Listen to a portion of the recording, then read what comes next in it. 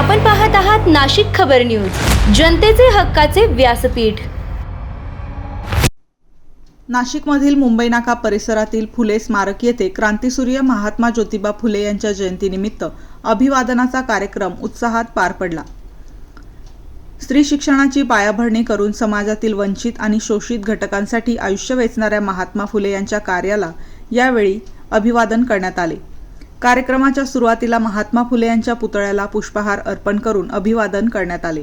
त्यांच्या विचारांचा वारसा जपत स्त्री पुरुष समानता, शिक्षणाचा प्रसार आणि सामाजिक समतेचा संदेश आजही समाजाला दिशा देणारा असल्याचे मान्यवरांनी यावेळी नमूद केले। या प्रसंगी पालकमंत्री गिरीश महाजन यांच्या हस्ते अभिवादन करण्यात आले। यावेळी महापौर सौ हिमगौरी आडके, स्थायी समिती सभापती श्री मच्छिंद्र सानप यांच्यासह पक्षाचे पदाधिकारी आणि कार्यकर्ते मोठ्या संख्येने उपस्थित होते। महात्मा फुले यांच्या विचारांमधून प्रेरणा घेत समाज परिवर्तनासाठी कार्य करण्याचा संकल्पही यावेळी व्यक्त करण्यात आला।